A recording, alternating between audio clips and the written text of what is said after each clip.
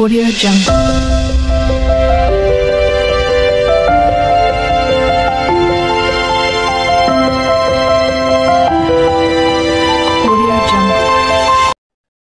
সুপ্রিয় শিক্ষার্থীরা, তোমাদের সকলকে আজকের এই ভিডিওতে সুস্বাগতম জানাচ্ছি।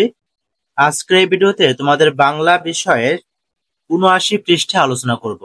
তোমরা যারা এই চ্যানেলটিতে নতুন, তারা অবশ্যই চ্যানেলটিকে সাবস্ক্রাইব করে সাথেই থাকবে। পরে কি বুঝলাম, এই রচনাটি কোন বিষয় নিয়ে লেখা? সুপ্রিয় শিক্ষার্থীরা, নমুনা উত্তরটি দেখে নেওয়া যাক। প্রথম প্রশ্ন, এই রচনাটি কোন বিষয় নিয়ে লেখা? উত্তর, এই রচনাটি কীটনাশকের সুফল ও কুফল নিয়ে লেখা। খ নাম্বার প্রশ্ন, লেখাটির মধ্যে কি কি বিশ্লেষণ আছে? উত্তর, কীটনাশক ব্যবহারের ফলে কীট পতঙ্গের সাথে পাখি ও মাছের মৃত্যু শুধু নয়, পরিবেশেরও ব্যাপক ক্ষতি হচ্ছে। গ নাম্বার প্রশ্ন, বিবরণমূলক লেখার সাথে এই লেখাটির কি কি অমিল আছে?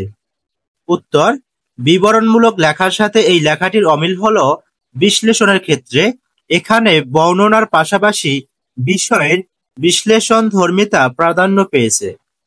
গ নাম্বার প্রশ্ন, তথ্যমূলক লেখার সাথে এই লেখাটির কি কি অমিল আছে? উত্তর, তথ্যমূলক লেখার সাথে এই লেখাটির অমিল হলো বিশ্লেষণের আধিক্য, অর্থাৎ তথ্যমূলক লেখায় বিশ্লেষণ কম থাকে, এই লেখাটির ক্ষেত্রে বেশি রয়েছে। ও নাম্বার প্রশ্ন, এই লেখা থেকে নতুন কি কি জানতে পারলে?